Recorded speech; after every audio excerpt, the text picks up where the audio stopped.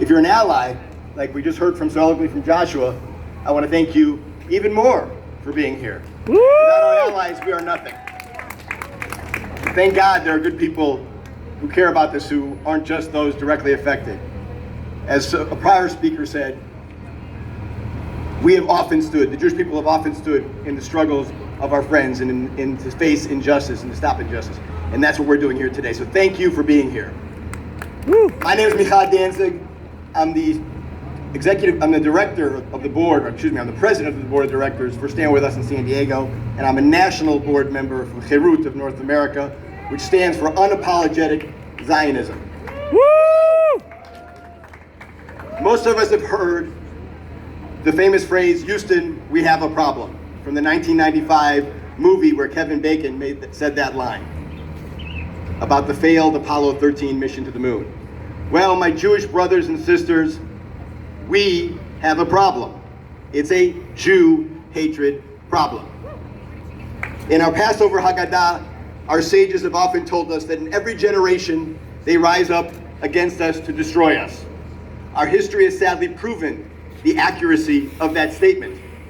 Our history has also sadly proven that in every generation, we, the Jewish people, often have a very hard time listening. 10 years ago, at UCSD, near where I live, there was an event at the school. David Horowitz spoke at that event, and a student got up, a UCSD student got up and affirmed on video that she agreed with the sentiment that it would be good for all the Jews in the world to be gathered in Israel so there would be a convenient place to kill us all at once. Boo! What did the University of San Diego, University of California, San Diego do in response to that statement on video? Nothing. Nothing. Lip service and debate. A mere 4 years later from that day, there was a study by the National Demographic Survey of American Jewish college students. It found that 54% of American Jewish college students, this is 6 years ago, were experiencing or had experienced anti-Semitism on campus. 54%, over half of the Jewish college students.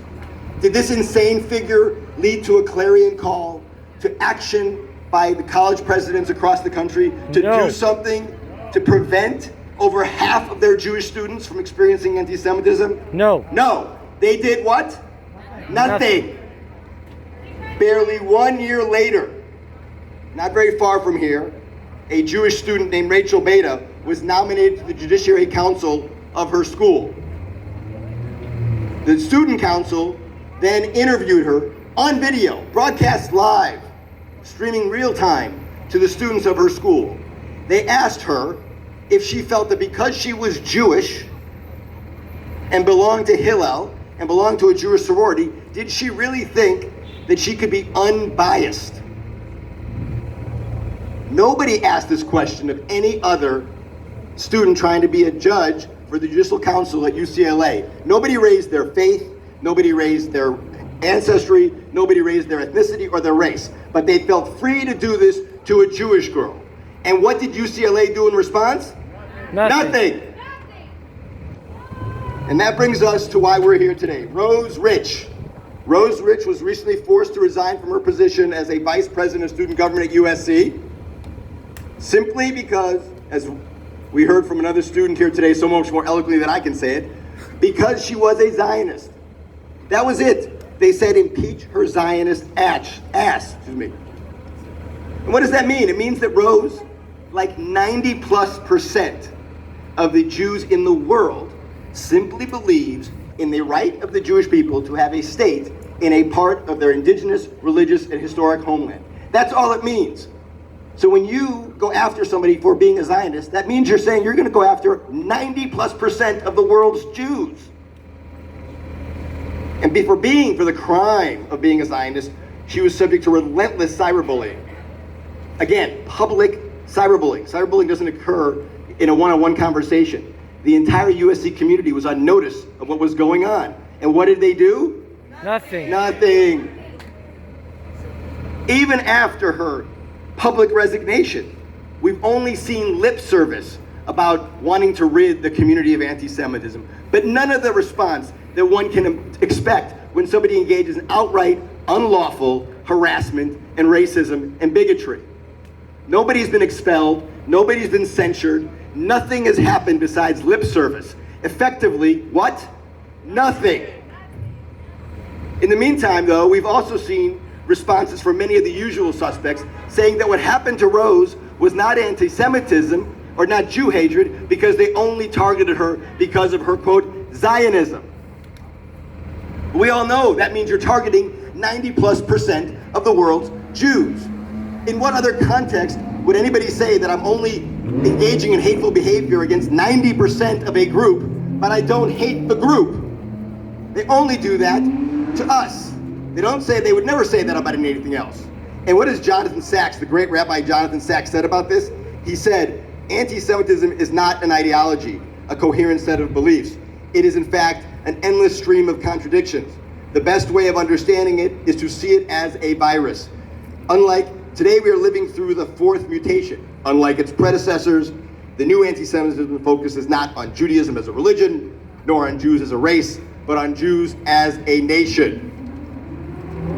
Simply replace the word Israel or Zionist with Jews, and listen to the rhetoric with any knowledge of our history, of the history of anti-Semitism, and you see how this works.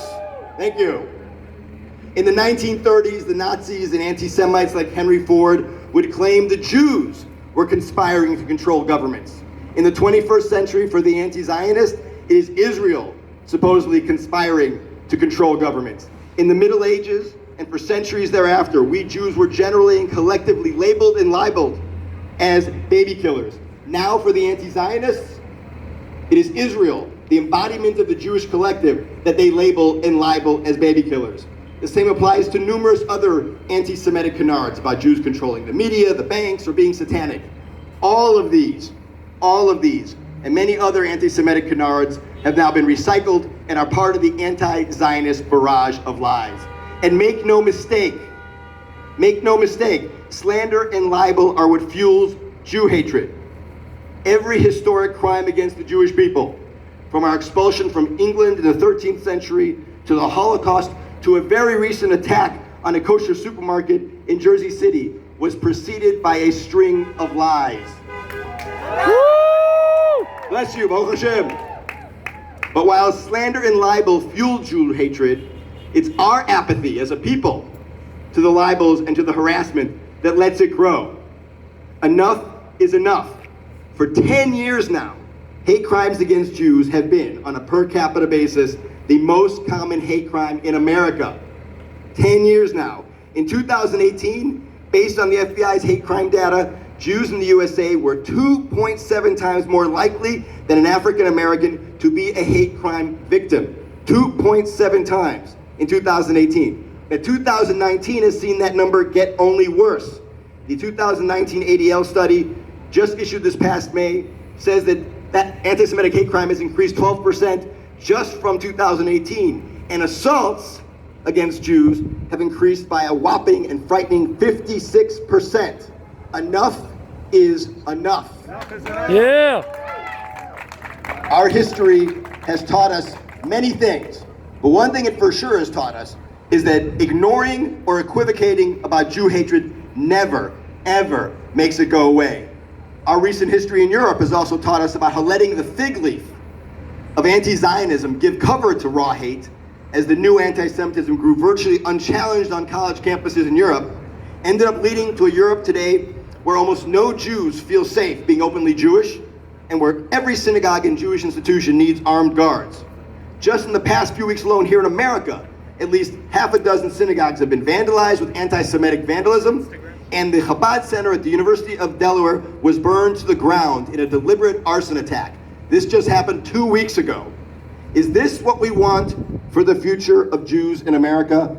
No. We demand that our universities, and specifically Rick Caruso and the Board of Trustees at USC, don't continue the pattern of doing nothing.